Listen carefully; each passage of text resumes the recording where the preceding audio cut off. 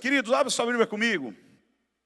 Livro de Juízes, no capítulo 6. Então um anjo do Senhor veio e sentou-se sobre a grande árvore de Ofra, que pertencia ao Abiesrita Joás. Gideão, filho de Joás, estava malhando trigo num tanque de prensar uvas para escondê-los dos medianitas. Então o anjo do Senhor apareceu a Gideão e lhe disse: o Senhor está com você, poderoso guerreiro. Ah, Senhor, Gideão respondeu. Se o Senhor está conosco, por que aconteceu tudo isso? Onde estão todas as maravilhas que os nossos pais nos contam quando dizem: não foi o Senhor que nos tirou do Egito? Mas agora o Senhor nos abandonou e nos entregou nas mãos de Midian. O Senhor se voltou para ele e disse: com a força que você tem, vá libertar Israel das mãos de Midian. Não sou eu quem o está enviando? Ah, Senhor, respondeu Gideão, como posso libertar Israel? Meu clã é o menos importante de Manassés e eu sou o menor na minha família. Eu estarei com você, respondeu o Senhor, e você derrotará todos os medianitas como se fossem um só homem. Então Gideão prosseguiu: se de fato posso contar com teu favor, dá-me um sinal de que és tu que estás falando comigo. Queridos, já temos falado um pouquinho sobre essa história em alguns cultos, sobre Gideão. Gideão é conhecido na Bíblia também por Jerubbaal, né? Isso porque ele foi um dos camaradas que à noite saiu e derrubou vários postes de idolatria a Baal, e ninguém sabia quem tinha feito isso. E aí descobriram que foi Gideão, na calada da noite, que tinha derrubado os postes de idolatrias a Baal. Então apelidaram ele de Jerubbaal. Jerubbaal ou Gideão também significa destruidor. Foi o quinto juiz que viveu nos anos 1375 a 1050 anos, 1050 anos antes de Cristo. Gideão reinou em paz, depois desse contexto aqui que nós estamos contando, 40 anos sem guerra, 40 anos em paz.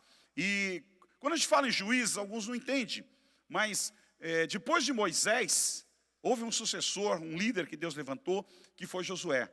E depois de Josué não houve mais líder em Israel. E Israel virou uma bagunça, uma baternidade total. E aí, então foi quando Deus começou a levantar homens específicos para julgar e para moralizar o povo. É o que nós estamos precisando no Brasil. Deus levante homens para moralizar essa situação caótica que nós estamos vivendo, né? É a nossa oração hoje. Deus levanta homens, né? Levanta homens que venham a moralizar, que venham julgar o povo, que venham levantar-se, né? Que tenham coragem de enfrentar essa turma que está aí, né? Acabando com o nosso país, essa quadrilha que tem assaltado e tomado conta do nosso país organizadamente, né? Então é a nossa oração. E Israel viveu isso. Não havia líderes, não havia homens. E aí Deus levantou vários homens. Um deles é Sansão, que você tem a história, já ouviu falar, né? Jefté e tantos outros. E nessa sucessão de homens que levantaram, Deus levantou Gideão.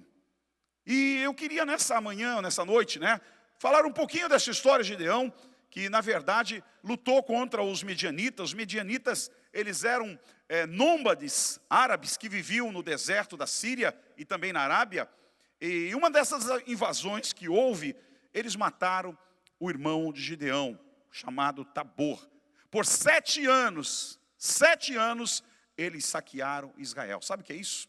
7 anos seguidos, tudo que Israel plantava, tudo que Israel colhia, tudo que o povo de Deus cuidava e criava, os medianitas desciam como gafanhoto pelas montanhas de uma forma muito rápida e tomavam tudo que eles tinham, matavam e faziam coisas bárbaras ali em Israel. Então havia um desânimo, havia uma dor, havia um sofrimento, havia uma angústia muito grande pela situação que o povo de Deus estava passando. E de repente o anjo do Senhor aparece em cima de uma árvore e tem uma conversa, né? Uma conversa que se torna num chamado a um homem específico chamado Gideão. E eu queria falar um pouquinho dessas qualidades, pelo menos nesse período, falando dessas qualidades deste homem, que ele não foi por um acaso chamado. Deus observou o seu coração. Deus observou qualidades, detalhes na vida de Gideão que eram importantes. A primeira delas que eu consigo enxergar aqui, Gideão era um homem trabalhador, meu irmão. Era um homem de trabalho. Diz que ele estava malhando o trigo no lugar de prensar uvas. Qual é assim, a diferença entre isso? Primeira coisa que eu vejo, ele estava acreditando no trabalho, quando ninguém mais acreditava. Porque os homens pensavam, para que trabalhar se daqui a pouco os medianitas vão vir e vão levar tudo? Para que produzir se já já nós vamos perder o que temos? Então, esse era o pensamento. Era o pensamento de autocomiseração, de derrota, de frustração que estava sobre aquela nação. Para que eu vou trabalhar? Para os inimigos levar? Vou produzir, vou trabalhar de graça para eles? Não, vou ficar na minha. Como que der, pega o que der. Mas Gideão não. Gideão acreditava no trabalho. Segunda coisa dentro do trabalho que eu vejo é que ele é um homem muito criativo. É um homem criativo, proativo. Ele faz sem ninguém mandar. Ele tenta criar alguma coisa que não existe em momento de crise. Isso serve para mim e para você. Que no momento de dificuldades, reinventar alguma coisa, pedir para Deus alguma luz, pedir para o Senhor alguma criatividade, pedir para o Senhor alguma coisa diferente que pode ser empregado dentro da nação. E o Gideão está lá malhando o trigo no lugar de prensar uvas. O lugar de prensar uvas, se chama na Bíblia lagar. Era um lugar pequeno, artesanalmente. Alguns de vocês já tiveram a oportunidade, talvez, de ir em alguns lugares, regiões montanhosas, você no sul, e você encontra ainda alguns lugares que as pessoas, de uma forma artesanal, fazem o suco de uva ou mesmo vinho. E eles jogam naquele lagar, ou naquele tanque de prensar uva, é um tanque mesmo, mais ou menos, depende do tamanho de alguns lugares, mas em alguns lugares tem até 1 metro de diâmetro, um pouco mais, e ali eles jogam a uva, e os homens entram ali descalço, e ficam pisando mesmo na uva, pisando até começar a escorrer aquele caldo, aquele suco, onde ela é utilizada para o suco de uva, ou até para o vinho. É um lugar pequeno, não dá para fazer muita coisa. E Gideão, o trigo jamais era malhado no lagar. O trigo era malhado na eira. A eira era um lugar já mais distante, arejado, que ventava, muito grande, porque ele podia espalhar o trigo e com facilidade colher muito trigo.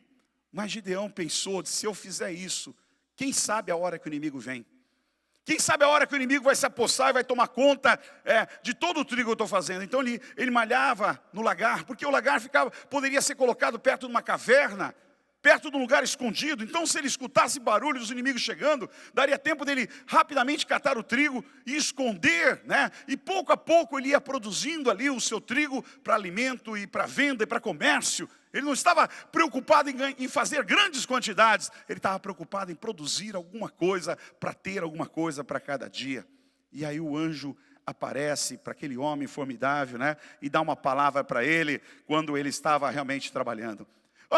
Uma coisa que eu vejo é que Gideão era sincero.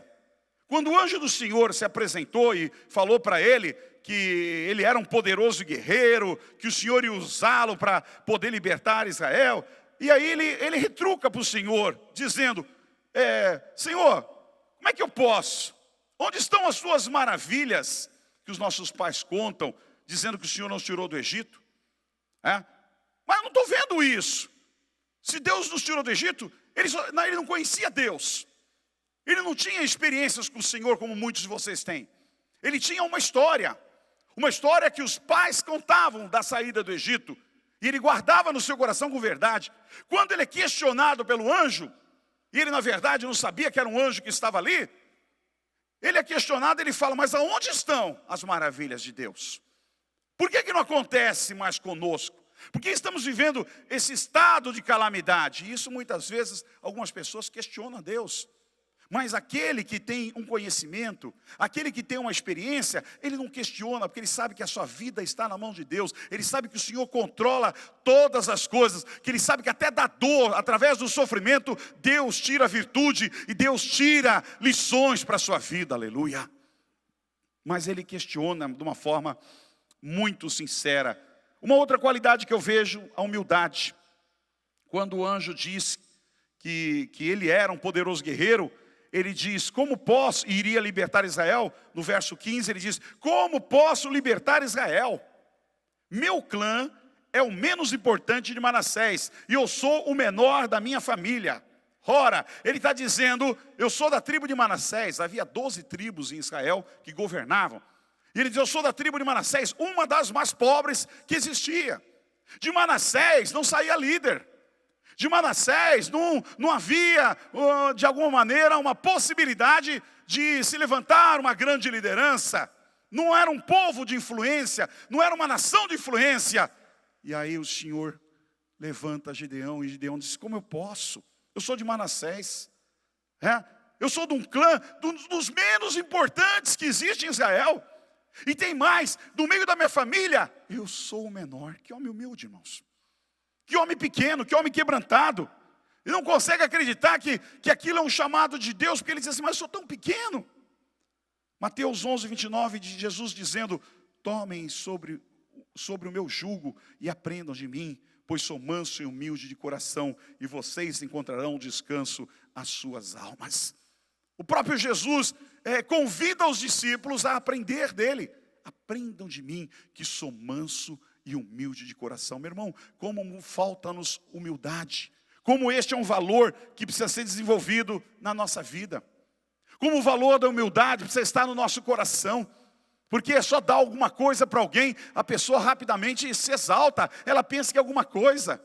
Lhe dão a possibilidade de ser um líder, né? Um líder de célula, um líder de ministério, ou um líder qualquer. Você já acha que é alguma coisa. Você já se coloca, opa, peraí, eu sou autoridade. Sabe quem está falando comigo? Você sabe com quem está falando? E na verdade Gideão, quando é questionado, quando é chamado pelo anjo, ele fala, mas eu sou o menor. Eu não tenho a menor possibilidade. Eu não vejo a minha família como uma família que vai influenciar as demais tribos, que vão acreditar em mim. Ele era um homem forte e valoroso. Essa é uma das qualidades que o anjo viu nele, que ele não se via assim. O Senhor se voltou para ele e disse, com a força que você tem, no verso 14, vá libertar Israel das mãos de Midian. Não sou eu quem o está enviando? Ele olha assim, peraí, que força é essa? Que força é essa? Sabe, irmãos, que eu vejo? Que muitas vezes nós não enxergamos a força que nós temos. Nós não enxergamos o talento que nós temos, as condições que nós temos. Mas Gideão também não. E o anjo está dizendo, com a força que você tem, vá libertar Israel. Sabe, com a força que você tem, com o talento que você tem, com as habilidades que você tem, vá libertar Israel. Mas ele olhou assim, mas não via possibilidades. E muitas vezes nós estamos nesse contexto também de sendo chamados por Deus para uma missão, e nós não estamos acreditando que nós podemos revolucionar o mundo. Nós não estamos acreditando que nós podemos ganhar pessoas que estão precisando para Jesus, pessoas que estão desesperadas, pessoas que estão à beira da morte, pessoas que querem suicidar, pessoas que estão precisando de ajuda, pessoas que estão precisando de oração, pessoas que estão precisando de uma palavra amiga. Muitas vezes você não se vê nessa condição, não se concentra nessa condição, que Deus tem te chamado para fazer algo extraordinário, meu irmão. Você que está sentado aí, me ouvindo nesta noite, você não é um qualquer, você não é, sabe, alguém muito pequeno. Deus tem te chamado para uma obra específica. É preciso que você abra os teus ouvidos, abra o teu coração, para deixar a palavra de Deus entrar na tua vida, para você crer naquilo que Deus quer fazer na tua vida. Amém, meu irmão? Você está aqui, você pode me ouvir nessa noite.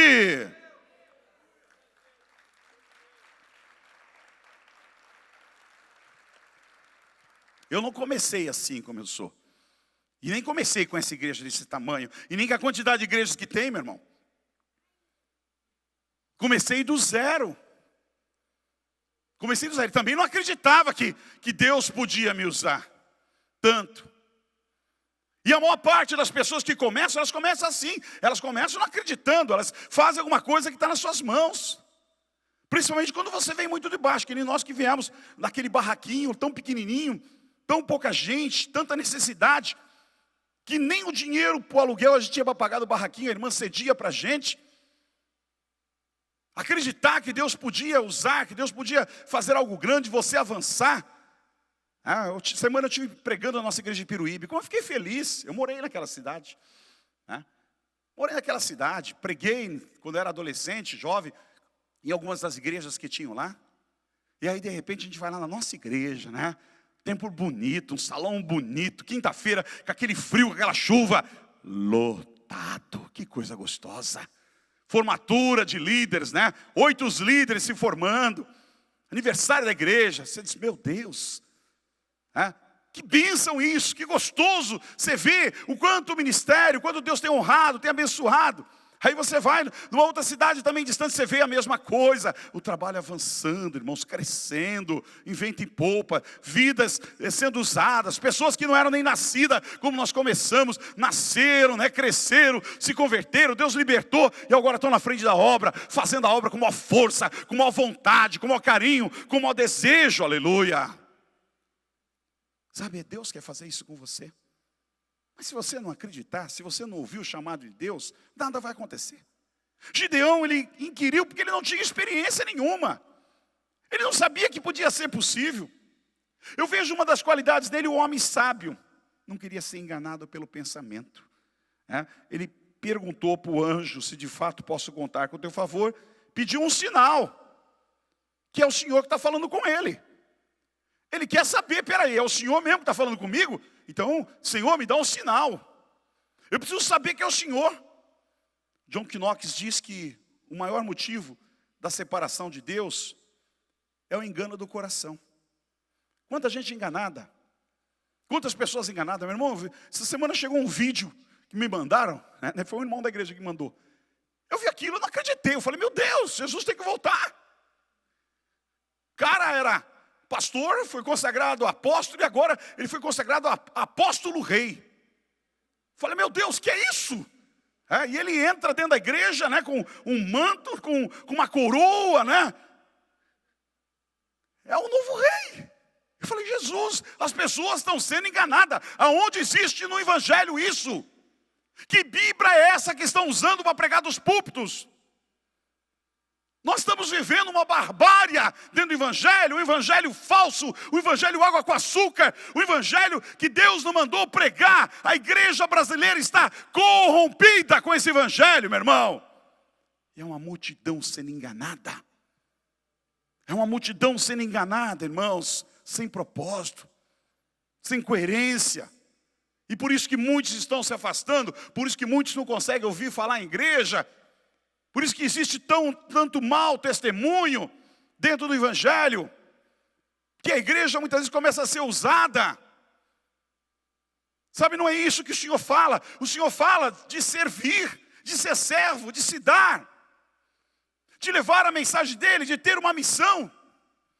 Não sou contra ninguém ser honrado, irmãos, isso faz parte do trabalho, faz parte das bênçãos que o Senhor tem para nós também, mas não é este o propósito do evangelho. O propósito do evangelho é sermos servos, é servir, é levar a mensagem, é pregar, é amar aquilo que o Senhor deu para nós fazermos. Gideão era um homem que sabia o poder do sacrifício. Ele apresenta um sacrifício ao Senhor, ao anjo.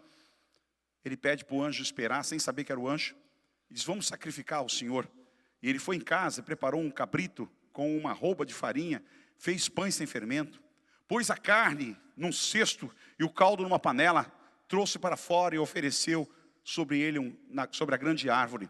E o anjo de Deus disse, apanhe a carne e os pães sem fermento, ponha-os sobre esta rocha e derrame o caldo. Gideão assim o fez. Com a ponta do cajado que estava em sua mão, o anjo do Senhor tocou a carne e os pães sem fermento. Fogo subiu da rocha, consumindo a carne e os pães. E o anjo do Senhor desapareceu. Quando Gideão viu isso, que era o anjo do Senhor, exclamou, Senhor soberano, vi o anjo do Senhor face a face. Eu li o 19 até o 22. Primeiro, irmãos, ele é um homem generoso em entender que aquele chamado que ele está tendo, ele quer honrar o Senhor. Que aquela experiência, ele nem sabia o que estava para acontecer. Que aquela primeira experiência de possibilidade de ser chamado e fazer alguma coisa para Deus, ele queria honrar o Senhor com sacrifício. E aí ele pega, em dias de miséria, em dias de pobreza, ele pega um cabrito, meu irmão. Cabrito não é barato. Você come cabrito todo domingo aí? Come nada, né? Quando é que a gente come um cabrito? Quando dá, no Natal. Quando dá, né? Numa festa especial. Porque até hoje não é uma carne barata. Ele pega um cabrito no meio da pobreza e ele oferece a Deus. Ele traz pães para honrar o Senhor. É um homem liberal, pronto para dar, pronto para ajudar, mesmo tendo com pouco, com dificuldade. Ele entende que ele precisa honrar a Deus, que é do Senhor a honra, a glória. Mas ele não sabia o que estava prestes a acontecer. Quando o anjo toca, meu irmão, aquele sacrifício, ele não sabia que era o anjo. A Bíblia diz que saiu fogo daquele sacrifício. Deus aceitou, saiu fogo daquele sacrifício. Ele ficou apavorado. E aí mais apavorado ele ficou quando viu que o homem sumiu que estava à porta dele. Ele entendeu que era o anjo do Senhor que estava presente, irmão. Esta foi a primeira experiência sobrenatural na vida deste homem, Gideão. Ali ele viu que Deus estava presente. Ali viu que ele foi visitado pelo poder de Deus. Meu irmão, como nós precisamos ser fiéis nos nossos sacrifícios. Como nós precisamos buscar experiências sobrenaturais na nossa vida. Como nós precisamos do fogo de Deus para queimar o nosso coração, meu irmão. Sabe o que é que faz diferença? Sabe o que te faz renunciar ao pecado? Sabe o que te faz amar a Deus? Sabe o que te faz deixar o pecado e se render e se jogar aos pés do Senhor? É quando o fogo de Deus começa a queimar o teu coração.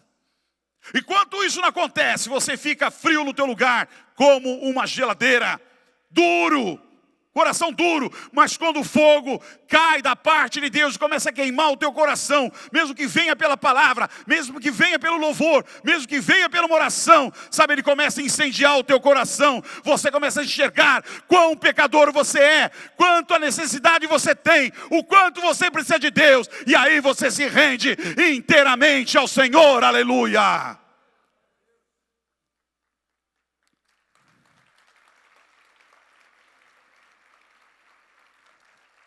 Eu penso que às vezes o fogo de Deus tem que queimar mais, irmãos. Gideão procurou com sinceridade apresentar o sacrifício ao Senhor. Ele não esperava nada. Ele só queria honrar a Deus. Ele não estava esperando algo sobrenatural.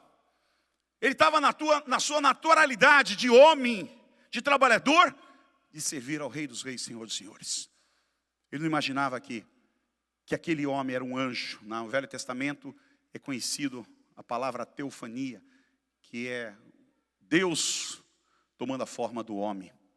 O anjo do Senhor. Alguns dizem que é Jesus que estava presente ali. O anjo do Senhor no Velho Testamento, ele é Jesus.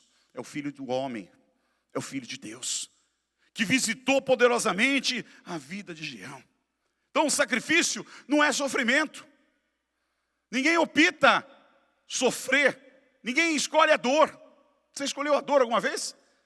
Você alguma vez já desejou ter uma dor de dente? Eu estou com vontade de ter dor de dente, faz tempo que não tenho. Estou com aquela saudade, quando era criança eu tinha aquela dor no ouvido. Estou com saudade de ter a dor no ouvido. Ninguém escolhe dor. A dor vem. Ninguém escolhe sofrer. O sofrimento vem. Sacrifício não é sofrimento. O sacrifício você escolhe. Você tem a opção de dizer não.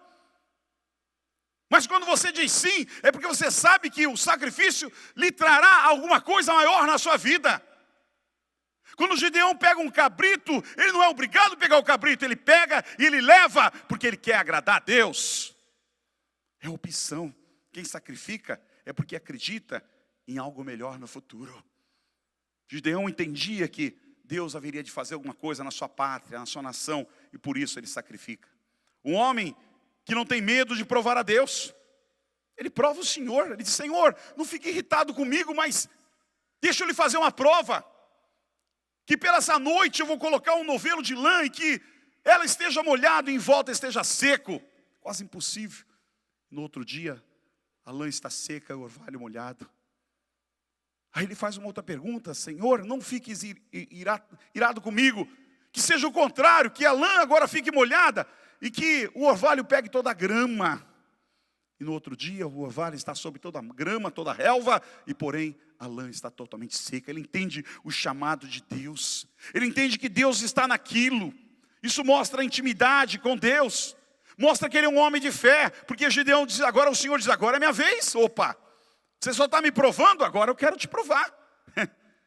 Agora eu quero ver se tu quer andar comigo mesmo. E é nessas horas, irmão, que o povo corre.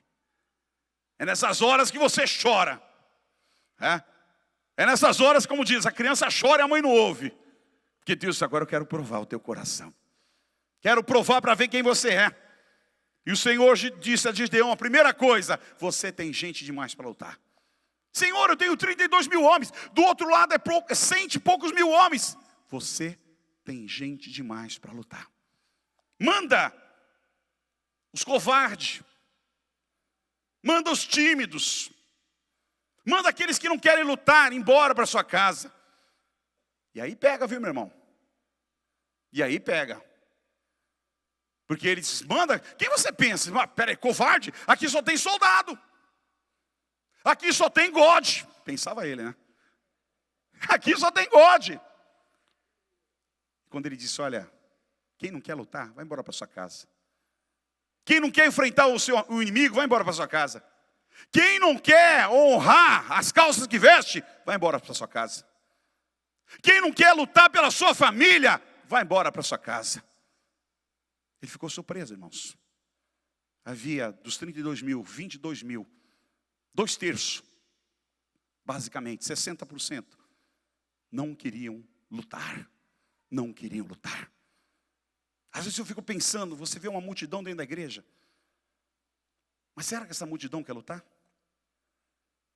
Nós somos uma multidão nessa noite. Quase 1000 pessoas aqui. Será que você quer lutar?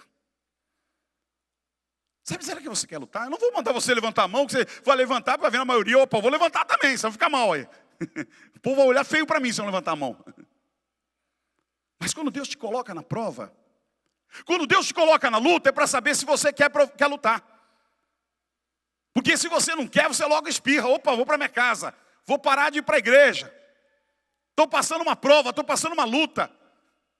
Eu estou obrigado com aquele irmão. Ele falou uma coisa que eu não queria. Tchau, vou embora, não venho mais aqui.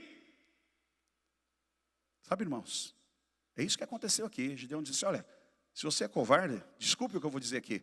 Se você é covarde, você não quer enfrentar o demônio, você está no lugar errado.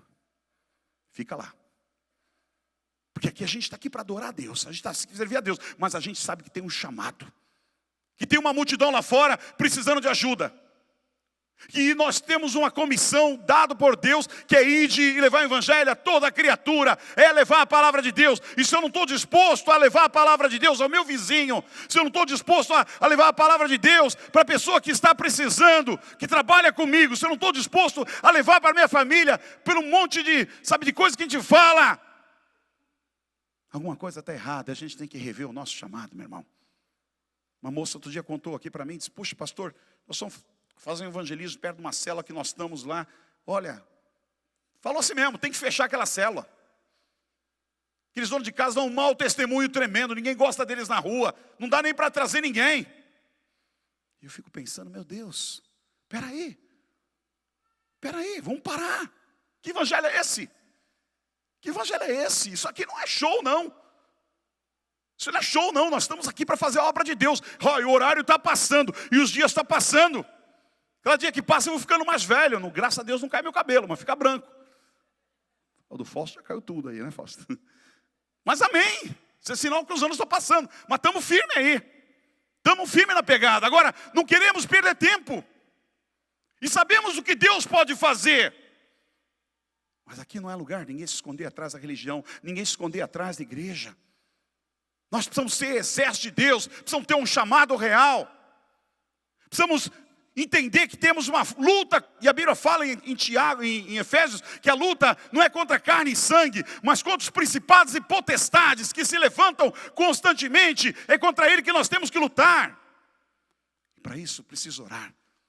Para isso eu preciso dar testemunho. Para isso eu preciso levantar minha bandeira de cristão, mesmo sabendo que eu vou sofrer humilhação, perseguição. Eu preciso me posicionar.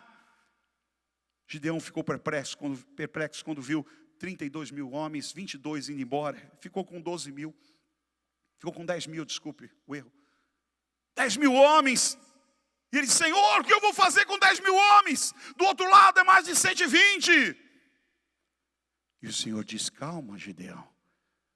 Por que você está nervoso? Por que você está estressado, meu irmão? 10 mil é muito. Vocês ainda vão dizer que ganharam por causa dos 10. Leve-os para a água. Vamos fazer um outro teste agora que eu quero ver. Deus está te provando, te testando e você nem nota isso. Leva-os para a água, eu quero ver o que vai acontecer na água. Senhor, mas você vai tirar mais gente aqui? Já tirou tanto. Eu não pulo aqui, não faço que nem o Pedro, porque eu quero que meu joelho dure bastante. E aí ele vem para cima, né? Senta lá e fica observando o povo chegando e nas águas. E a Bíblia diz que uma grande maioria, 9.700, sentava nas águas. Do lado falso aqui, já com a garrafinha de água dele aqui, né? Tranquilo, né? E aí, você viu aí como é que está aí o futebol? Que time você torce? Palmeiras. Ih, rapaz. Meu Deus, que é isso? E o pastor pregando, né? Falando, mas e aí? Tu viu a seleção brasileira? Você não gostava do Dunga? Adorava, gostava mesmo. Gostava mesmo? Tite é melhor? Tite é melhor. É, tá vendo? E aí, mas e aquele líder? E aquele líder lá? Apesar de corintiano. É. E aquele líder lá? Puxa, aquele pastor. Caramba, não está fazendo a obra de Deus como queria. Sabe? Olha, tá vendo aquela menina lá? Que bonita. Ó. Sabe, irmãos? Você está dentro da igreja fazendo isso. Você está dentro da igreja. Não estou dizendo que é proibido você ter o tempo de particular, de comunhão. Mas o que eu quero dizer é que nosso coração está longe. Nós estamos exatamente como o exército de Gideão, sentado nas águas, conversando sobre assuntos que não vão chegar a lugar nenhum. E às vezes até, digo mais, contaminando, apontando. O irmão está na bênção ali, está na graça. E diga, olha aquele líder de célula ali. Você sabe o que ele fez? Deixa eu te contar. Você quer ouvir? Aí a pessoa, não quero. Aí daqui a pouco ela, não, fala aí, vai. Então fala, agora começou, tem que falar. Tu começou, tem que falar, fala tudo, como diz o pastor Joel. E aí vai, começa a vomitar aquele negócio todo, aquela contaminação toda no coração das pessoas. Começa a apontar o dedo para um, para outro. Sabe, começa a criar animosidade. Aqueles homens, daqueles 10.000 irmãos, eles foram para a água. E ali na água eles começaram a sentar, a se refrescar. A querer falar coisas que não tem nada a ver. Perder tempo com coisas que não edificam. Só oração? Eu vou no retiro, o povo só quer orar, só palestra. Sabe, eu quero ficar na beira da piscina lá me refrescando. Se tem oração é porque nós estamos precisando de oração. Se tem jejum é porque nós estamos precisando fazer jejum. Se tem vigílias é porque nós precisamos passar a noite acordado, chorando pela nossa família, chorando pelos nossos filhos, chorando pelos nossos vizinhos, chorando pela nossa população. É fácil dizer que essa cidade, povo mal educado, povo sujo. É fácil dizer. Nós poderíamos perguntar o que nós podemos fazer para mudar isso. O que nós podemos fazer para educar as pessoas? O que nós podemos fazer para ensinar as pessoas que eles não devem jogar o sofá no canal? Que não devem espalhar o lixo na casa dos outros? Que quando se levanta de manhã você encontra alguém, você dá um bom dia, uma boa tarde? Que quando a pessoa passa, a gente deve usar a palavra por favor? O que a gente pode fazer para melhorar isso?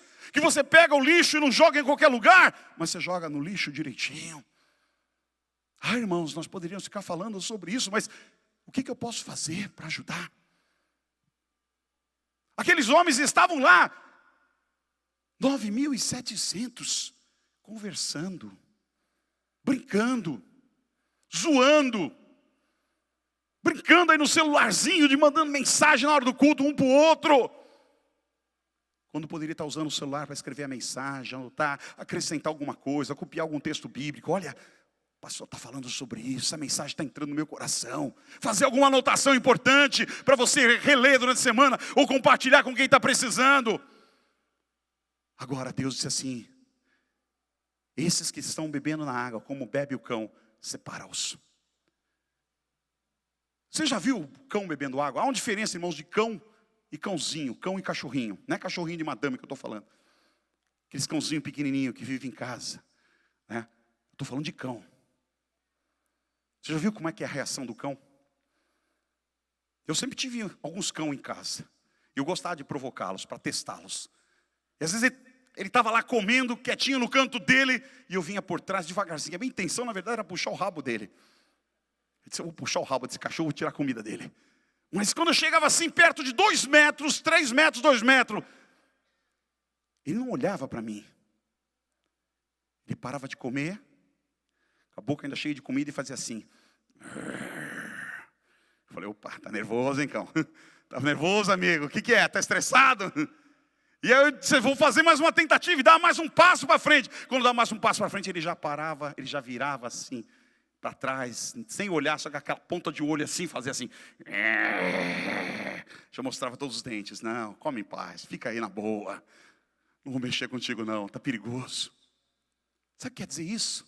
Que ele está pronto, que ele está vivo, que ele está esperto, que ele está vigiando a comida dele, que ele está vigiando o objetivo dele, que ele está pronto para defender a causa do mestre. E falta-nos muitas vezes isso, irmãos. Você está vigiando, você está esperto, você está atento.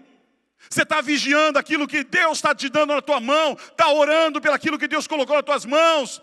Sabe, está pronto para briga, não é briga, sabe, de socos, esse negócio todo que tem por aí, não. É briga de oração, é briga de joelho, é briga de jejum, é briga de atingir os céus, é briga de chamar o anjo na presença, é briga de Deus ouvir a tua oração e o fogo de Deus vir sobre a tua vida, porque você está clamando ao Senhor. Aleluia!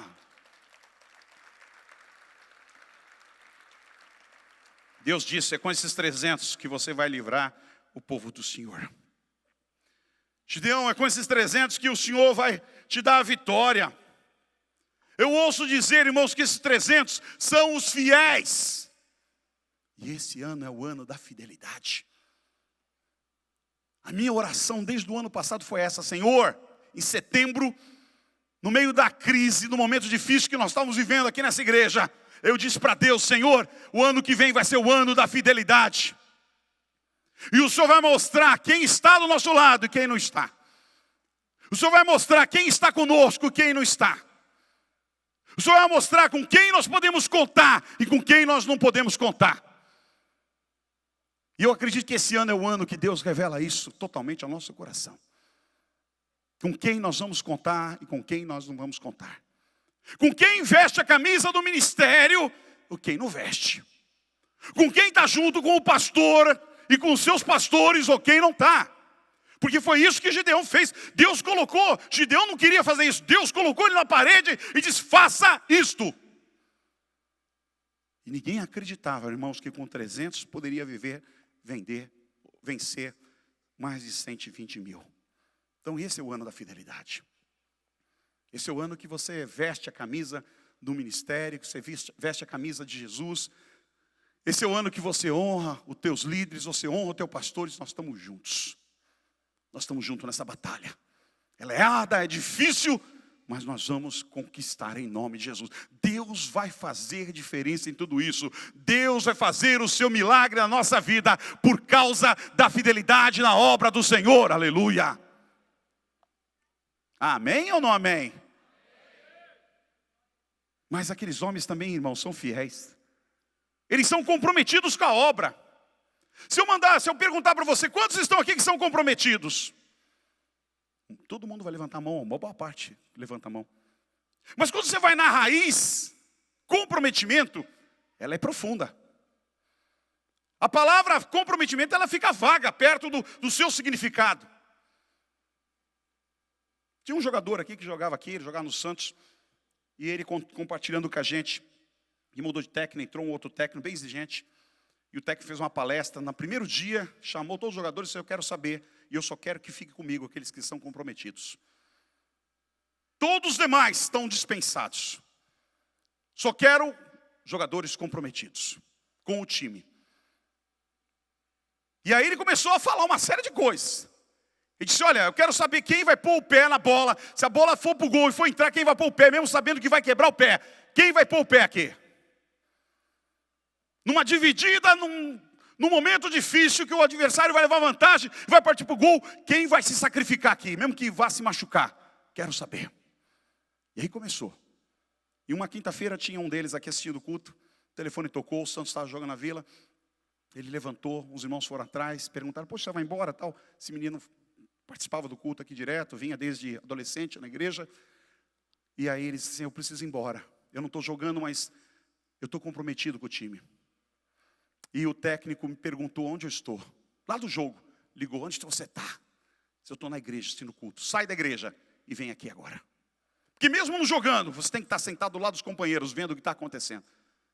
Ele falou, esse é o ano do comprometimento, eu estou comprometido com o time, eu preciso servir.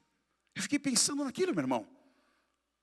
Eu fiquei pensando naquilo, quantos de nós fazemos isso? Quantos de nós sacrificamos uma festa? Opa, é uma festa, ai, no dia de ceia, deixa pra lá, ceia tem todo domingo, o importante é a festa, eu vou comer de graça. Vai se engasgar com a carne aí, vai, para tu ver onde tu vai parar. Se engasga aí para você ver, como diz o pastor Henrique, né? Ele fala sobre isso, come devagar. Eu fiquei vendo que tem gente morrendo com carne na boca. Aí eu falo, pastor, tá longe. Meu irmão, você é comprometido mesmo? Olha a palavra comprometido, do verbo comprometer. Significa empenhar. Pastor, tudo bem, se empenhar, legal. Arriscar. Você quer se arriscar pelo evangelho? Se arriscar pelo evangelho. Eu não vou na igreja porque se eu sair, entro na minha casa. Você quer se arriscar pelo evangelho? Significa aventurar. Eu não gosto de aventura, eu tremo só pensar em aventura. Você quer se aventurar? Se você é comprometido, tem que se aventurar, meu irmão. Tem que se expor em algum perigo. Meu Deus, misericórdia. Eu não gosto de perigo, é por isso que eu estou na igreja. Você veio para o lugar errado. Aqui a gente luta contra o inferno. Ali a gente luta contra os demônios. Pastor, eu não gosto que o senhor fala. Teve uma irmã que falou isso para mim. Eu não gosto que o senhor fica falando toda hora demônio, diabo. Fala outro nome, coisa ruim. Pode ver que tem algumas televisões até que mudaram. Eles já não falam mais, né? As entidades, nome técnico. As entidades, né? A coisa do mal. Por quê? Porque espanta as pessoas. Arriscar-se, comprometer-se, se empenhar, aventurar, se expor a algum perigo, colocar em má situação por causa do evangelho. Quem já não se colocou em má situação? Quem já não foi zoado no seu serviço? Quem já não foi achincalhado porque é crente? Quem não já levantou a sua bandeira e dizia, eu sou cristão, e todo mundo, crente! Quando eu saía com meus amigos, ia tomar um cafezinho na hora do trabalho, eles faziam de propósito, chegavam lá, antes de pedir a cerveja, pedia uma coisa assim, manda um leite. Aí o cara olhava, leite para você não, para o crente que está aqui. Falava assim mesmo, o bar todos ouviam. Quem quer assumir responsabilidade grave? Responsabilidade grave, é isso mesmo que está ouvindo. Isso é comprometer-se. Quem quer contrair obrigações, meu irmão? Obrigações com a obra. Não é só vir na ceia, não. Não é só dar o dízimo, não. É obrigações de dar testemunho de cristão. É obrigações de ler a palavra como alimento de Deus. É obrigações de orar. É obrigações de evangelizar. É obrigações de dizer, olha, eu estou junto no reino de Deus. Eu visto a camisa. Eu estou junto com meus líderes. Eu estou junto com meu pastor. Eu estou junto com a obra de Deus. Eu tenho obrigações ali. Minha mãe tinha 80 anos de idade. Até um pouco mais depois. E eu tinha dificuldade para visitá-la. E eu falava, mãe, eu só posso ir na terça-feira. E ela falava assim, meu filho, teu horário é das 5 às 7. Assim mesmo, com 80 anos. Se tu não chegar das 5 às 7, você não me encontra mais. Porque eu vou para a obra de Deus, eu tenho obrigações na obra de Deus. Eu falei, mãe, mas mal venho aí. É meu dia de folga. E é o meu dia de orar, de abrir a igreja. Sabe, irmãos? Obrigações com a obra de Deus, compromisso, comprometer-se. Faltam-nos pessoas como essa, faltam homens de Gideões, faltam pessoas que se digam, eu sei o custo que vai ser. Não é só dizer no nosso sangue latino, eu vou. É cumprir, é assumir, é dizer.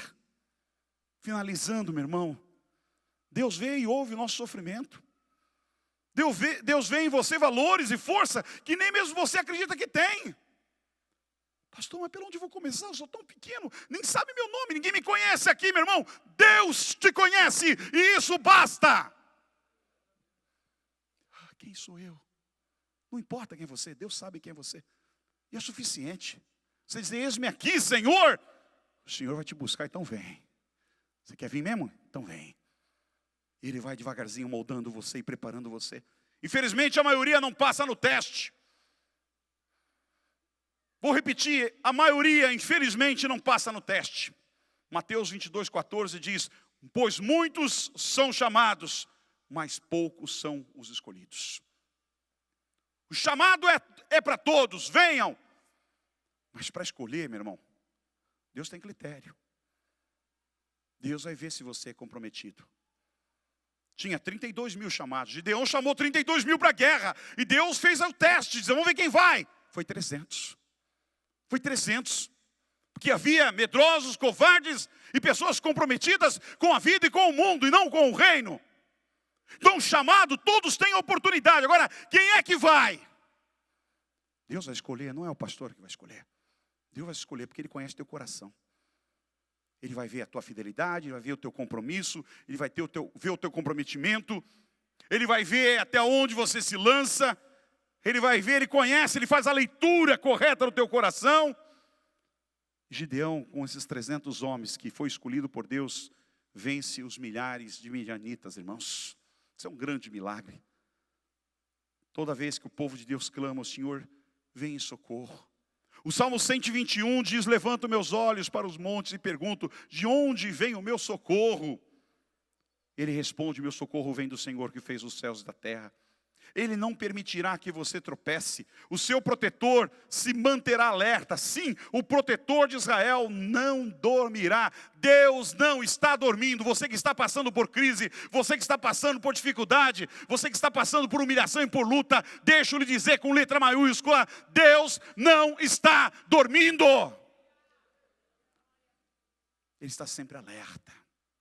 Muito mais do que você pensa. Muito mais do que o teu despertador. Deus está alerta a todos os momentos. O Senhor é o seu protetor, como sombra que o protege. Ele está à sua direita. De dia o sol não te ferirá, nem a lua de noite. O Senhor te protegerá de todo mal, protegerá a sua vida. É Deus que te protege, meu irmão. Se Deus não te proteger, ninguém consegue te proteger não. Eu tenho proteção, você não tem proteção nenhuma. A tua proteção precisa ser do Senhor dos Exércitos. É Ele que precisa cuidar da tua vida, proteger a tua família, proteger as tuas finanças, proteger a tua saúde, proteger a tua caminhada, no levantar até o deitar. Deus precisa ser a proteção 100% da tua vida. Posso ouvir um amém, um aleluia nessa noite se você crê nisso?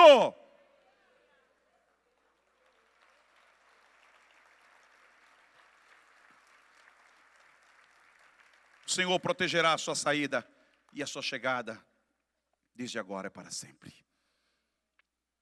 Eu conto sempre, quero terminar com uma historinha aqui, que eu já contei aqui.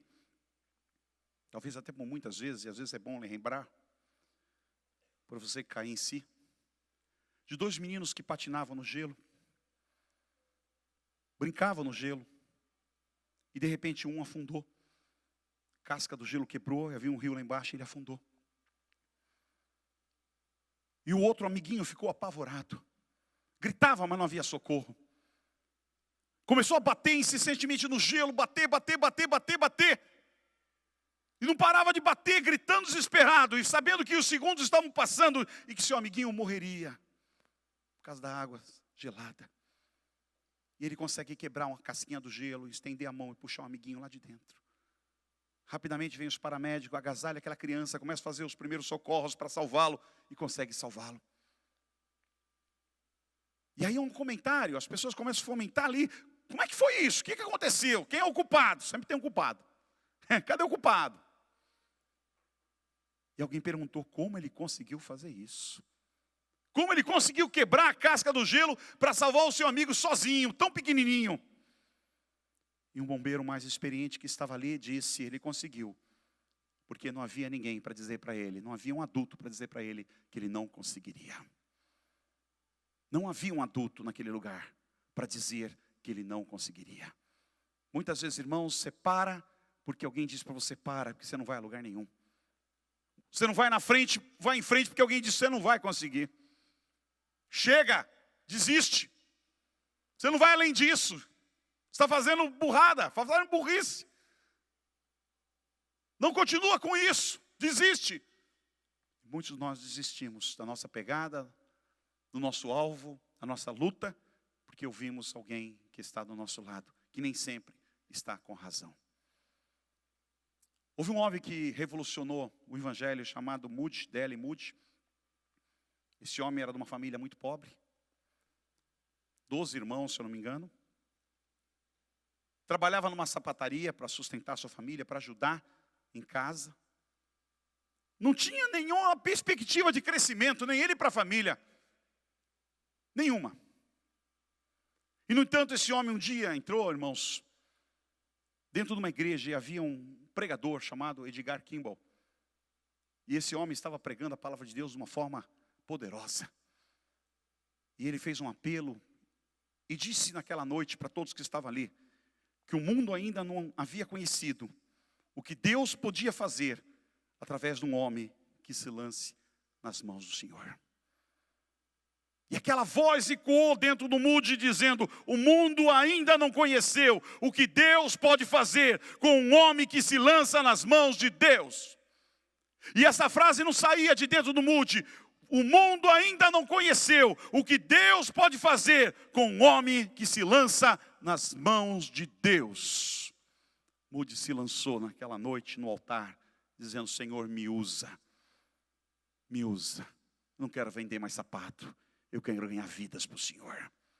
Moody se tornou, irmãos, o maior ganhador de vidas da história do planeta.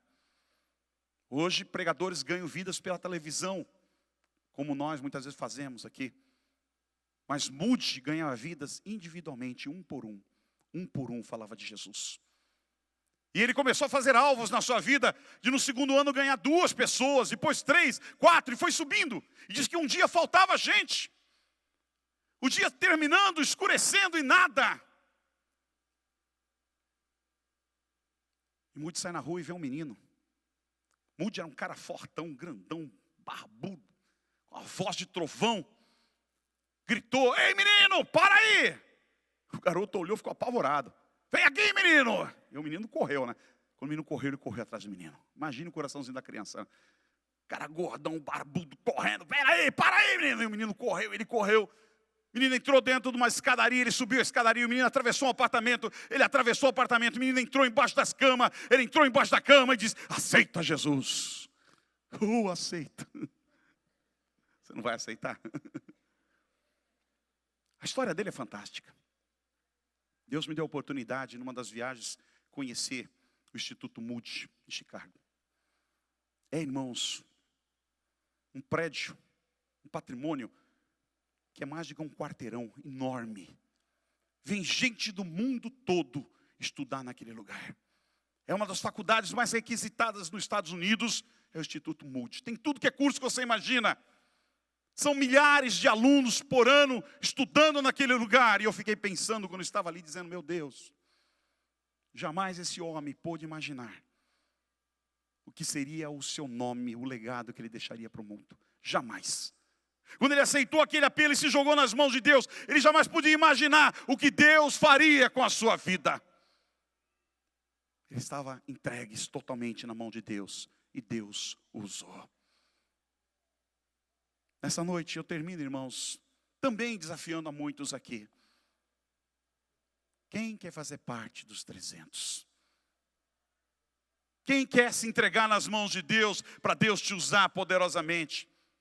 Quem quer que o mundo conheça ainda aquilo que Deus não fez e que pode fazer através da vida de um homem, de uma mulher que se entrega nas mãos do Senhor? Vamos ficar de pé na presença do Senhor. E vamos orar. Eu quero, em nome de Jesus, dar essa oportunidade, daquilo que o Espírito Santo falou no teu coração, daquilo que Ele identificou na tua alma, na tua vida, nesta noite. naquilo que Ele te chamou, dizendo: olha, está na hora de você parar de vender sapato, está na hora de você parar de vender isso e aquilo, está na hora de você parar de fazer aquilo e começar a se preocupar com as vidas. Está na hora de você olhar para as vidas. Ainda há tempo para você, ainda é hora para você. Eu quero orar com as pessoas que estão aqui, irmãos, que querem ser usadas nas mãos de Deus poderosamente, que querem pedir ao Senhor: Senhor, usa a minha vida para que o mundo conheça aquilo que o Senhor Deus quer fazer ainda nessa terra. Aqueles que querem fazer parte dos 300, aqueles que estão aqui que não são comprometidos, meu irmão. Você é um frequentador de culto, quando dá você vem. Tem gente aqui talvez faz 6 meses que não pisa aqui, tem gente que faz 1 ano que não entra numa igreja. Deus está falando contigo, meu irmão. A terra não vai poder te dar nada, além dos recursos, que uma hora você vai fechar os olhos, vai deixar tudo aqui, para quem vem atrás de você, para gastar do jeito que quiser. Mas o reino de Deus é eterno, e tudo que você fizer para o Senhor, Ele lhe saberá te recompensar na eternidade. Por isso eu quero orar por você, que não é comprometido, mas gostaria de dizer: eu quero me entregar num compromisso ao Senhor. Eu quero ser comprometido com o reino de Deus. Eu quero me ser comprometido com essa igreja. Amém. Eu quero ser comprometido com o pastor. Quero ser comprometido com a obra. Se Deus tocou no teu coração, onde você está? Pode sair do teu lugar e vem aqui em nome de Jesus. Gabriel vai louvar o Senhor com cântico. E nós vamos orar pela tua vida em nome de Jesus. O que Deus vai fazer, meu irmão, com a tua vida a partir de hoje? Eu não sei. Eu não sei.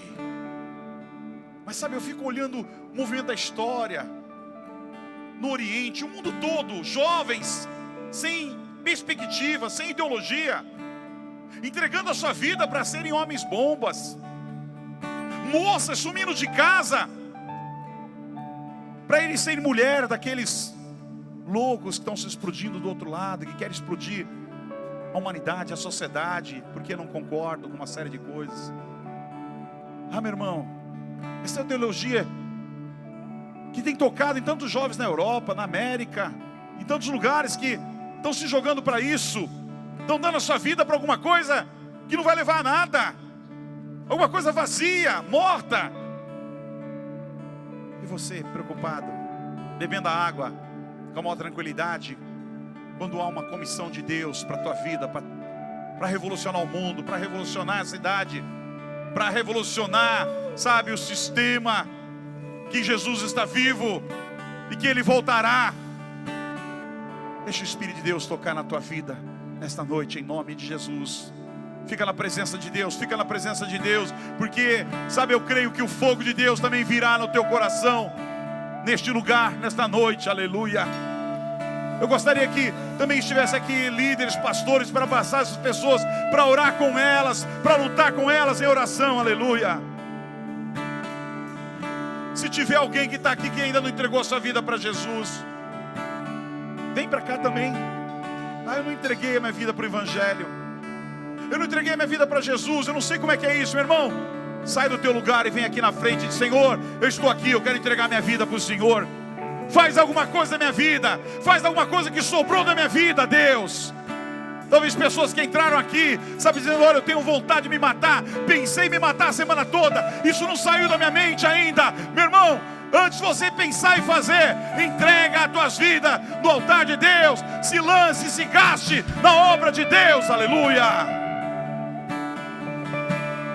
Toma-me, rendido estou aos pés da cruz.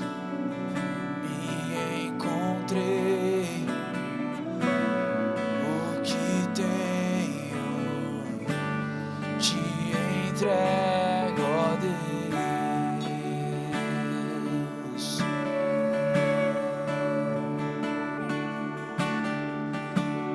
Vem limpar as minhas mãos, purificar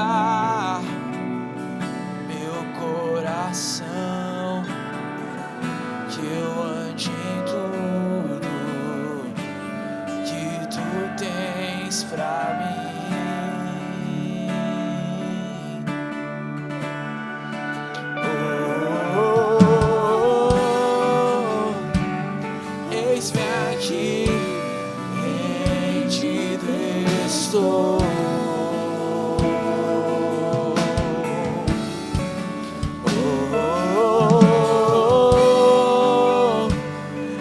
sou teu e tu és meu.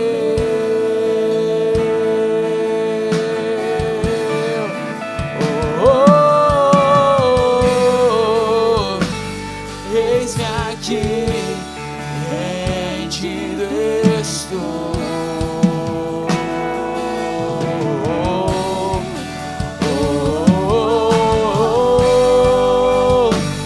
Eu sou teu e tu és meu.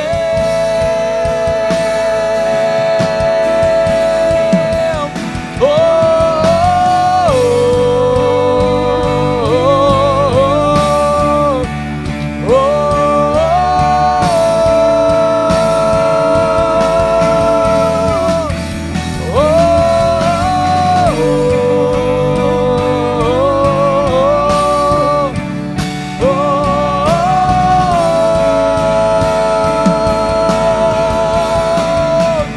minha vida dou a ti, Senhor, rendido a ti estou, e pra sempre cantarei. Faz em mim o teu querer,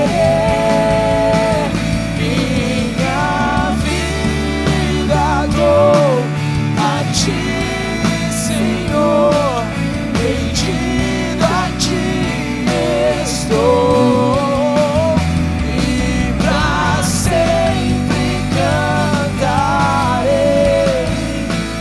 Faz em mim o teu querer.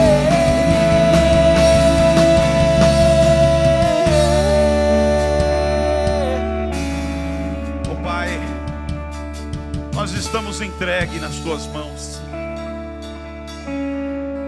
Nós estamos, Senhor, atrás dos 300. Nós estamos, Senhor, na busca dos 300 que se lançam nas tuas mãos, que dizem sim para o Senhor, que se entregam, Senhor, que querem servir, que querem lançar as suas vidas no teu altar, nas tuas mãos, Senhor. Usa-os, Senhor, usa-os, revoluciona esses corações com o teu fogo, com o teu poder. Queima noite e dia com o teu fogo, com o teu poder. Que a tua palavra esteja em cada coração, Senhor, queimando, ardendo poderosamente, Pai. Nós abençoamos, Senhor, a vida dos teus filhos. Oh, meu Deus, nós abençoamos a vida dos teus filhos ricamente, Senhor. Que saiam daqui, Senhor, comprometidos, envolvidos com a tua obra, Pai, comprometidos com o teu reino, Pai. Nós os abençoamos grandemente, em nome de Jesus, em nome de Jesus. Que o Senhor levante essa igreja para fazer uma grande obra, não só nessa cidade, mas que saindo daqui possa ir ao Brasil e possa ir ao mundo, Senhor, com o teu poder e com o teu fogo. Nós abençoamos cada um que faz parte dos 300 para lutar nessa caminhada, em nome de Jesus. Aleluia, glória a Deus.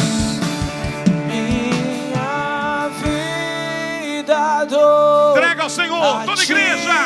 Senhor, rendido a ti estou, e pra sempre cantarei.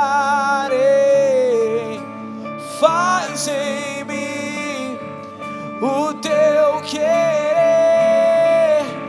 minha vida dou a ti, Senhor, rendido a ti estou, e pra sempre cantarei. Faz em mim o teu querer.